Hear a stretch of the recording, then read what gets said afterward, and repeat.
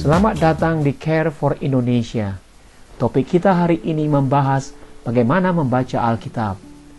Membaca Alkitab tentunya mudah kalau kita bisa membaca tulisan.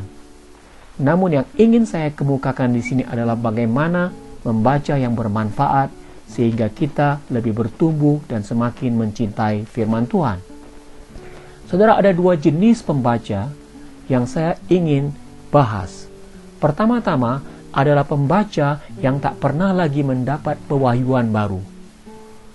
Mula-mula pada waktu kita mengikut Tuhan, kita sangat bersemangat membaca Alkitab. Dan banyak berkat rohani mengalir setiap kali membacanya. Namun ketika kehidupan mulai berubah, melalui tantangan, seperti ditinggalkan orang yang dikasihi, atau kehilangan pekerjaan, atau kecewa tidak mendapatkan jawaban doa.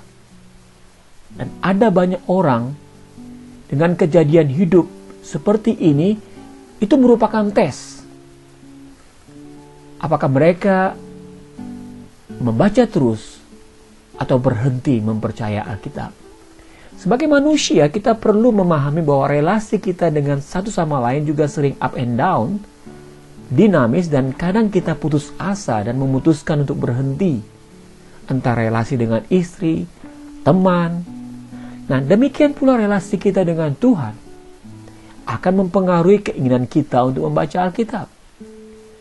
Jadi bila orang dengan tipe seperti ini tidak lagi mendapatkan pewahyuan baru ketika membaca Alkitab, selidikilah apakah hubungan kita dengan Tuhan sudah mendingin. Mungkin ada kekecewaan dengan Tuhan yang tidak memberi apa yang kita harapkan. Atau bisa juga dosa kita terhadap Tuhan yang belum kita akui. Mungkin juga kita menyimpan dendam dan tidak mengampuni orang yang bersalah pada kita. Alkitab mengatakan di Matius 6 ayat 14, "Bila engkau tidak mengampuni sesamamu yang berdosa kepadamu, maka Bapa di surga juga tidak mengampuni dosamu." Jadi bila kita sudah tidak lagi memiliki semangat membaca Alkitab, mungkin ini menandakan suatu relasi yang perlu diperbaiki dengan Tuhan maupun dengan sesama kita. Saya sarankan secara praktis berdoa meminta Roh Kudus. Tuhan, aku mau Roh-Mu supaya menerangi aku, sehingga aku dapat mengerti hal-hal yang menghambatku dalam membaca firman-Mu. Saudara perlu bereskan segera hal-hal ini. Dan saya percaya Tuhan mau keputusan kita untuk kita segera kembali kepada Dia. Saudara, tipe kedua adalah tipe orang yang membaca Alkitab dengan legalisme. Ada banyak tipe seperti ini. Contohnya, ada yang mencari ayat-ayat dalam Alkitab untuk mendukung ataupun menolak sikap orang lain. Tipe seperti ini sudah memiliki ide sebelumnya di kepalanya dan kemudian menggunakan Alkitab untuk mendukung idenya. It is a man-made idea. Dan pembacaan Alkitab seperti ini memudahkan kita kehilangan konteksnya. Contohnya, kita mau meyakinkan teman Kristen kita bahwa merokok itu dosa. Dan kemudian kita cari ayatnya. Ternyata ayat ini tidak ada sama sekali di Alkitab. Tapi kita berkeras. Dan kita mau membuktikan. Nah, sehingga beberapa orang menggunakan ayat dari 1 Korintus 3 ayat 16. Dikatakan bahwa kamu adalah bait Roh Kudus. Dan Roh Tuhan tinggal dalam kamu. Siapa yang merusak tubuh, Tuhan akan membalas. Saya katakan amin. Bahwa kita ini adalah bait Roh Kudus. Namun dalam konteks ayat ini, Paulus sedang menuliskan bukan kepada individu, melainkan kepada gereja, yakni kumpulan orang-orang percaya. Kamu dalam ayat ini adalah jamak atau plural. Maksud kita baik, saudara. Namun kita telah menggunakan ayat-ayat Alkitab di luar konteks. Nah, pikiran legalisme ini banyak dibahas oleh Paulus di kitab Galatia, Roma, dan Filipi. Di mana pada waktu itu orang-orang yang sudah percaya pada Kristus masih disarankan, dianjurkan, bahkan mungkin diminta oleh penganut paham Yahudi untuk mereka tetap melakukan sunat. terus pantang makanan ini dan itu, dan banyak lagi cara-cara Yahudi yang perlu dilakukan. Namun Paulus dalam kitab Filipi ayat 3 ayat 2, Filipi pasal 3 ayat 2, mencela orang-orang ini sebagai anjing.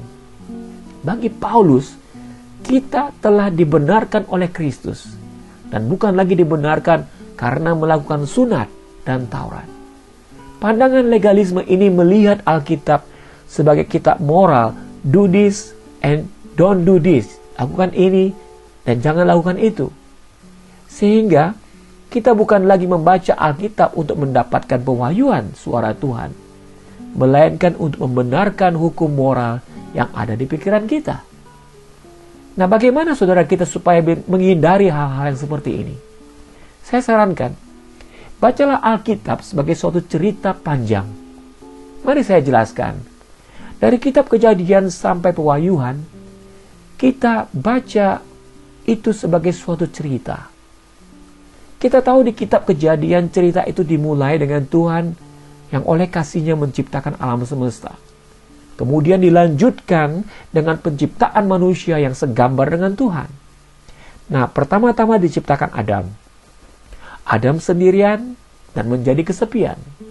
Kemudian Tuhan melihat, oh tidak baik ini. Kemudian dari rusuk Adam diciptakan Hawa. Jadi dari satu menjadi dua, Is dan Isha. Dalam bahasa Ibrani-nya itu Adam Ish, Hawa itu Isha. Kemudian Tuhan menyatukan mereka menjadi satu daging. They will become one flesh. So yang dua setelah dijadikan dua, kembali lagi Tuhan menjadikan satu dengan berkat-Nya. Namun saudara, cerita ini seperti kita ketahui berlanjut dengan datangnya iblis yang menyamar dan menggoda salah seorang.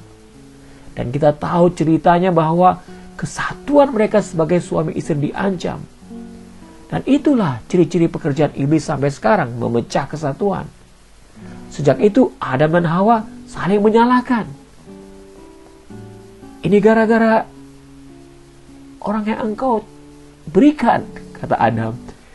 Dan itu membuat manusia menjadi terpisah bukan hanya dengan sesamanya tapi juga dengan Tuhan. Dan cerita itu berlanjut saudara, dengan kedatangan Tuhan Yesus, di mana kita melihat Tuhan Allah mau menyatukan lagi manusia, pertama-tama dengan dirinya melalui Kristus. Nah, tema kesatuan, terus adanya perpecahan, ini merupakan alur-alur cerita Alkitab. Nah, kalau kita membaca surat-surat Paulus dan Yohanes, mereka juga memberikan warning akan pemecah-pemecah yang dapat datang ke gereja. Itulah alur-alur cerita Alkitab di mana ada kesatuan dan ada usaha perpecahan. Cara pandang Alkitab sebagai suatu cerita dengan alur-alurnya di mana Tuhan menyatukan dan iblis memecahkan akan membantu pembacaan kita. Karena kita ini telah disatukan, direkonsiliasi hubungan dengan Bapa di surga melalui Kristus, setiap hari pula kita masih menghadapi tantangan untuk mengasihi Tuhan, untuk tetap bersatu dengan Tuhan, atau lebih mencintai dunia, mencintai keduniawian, kenikmatan-kenikmatan dunia yang sementara. Kita ditantang untuk tetap bersatu dengan Tuhan atau berpisah dan bergabung dengan dunia. Mari saudara, mulailah kita membaca Alkitab sebagai suatu cerita Tuhan untuk hidup kita. Amin.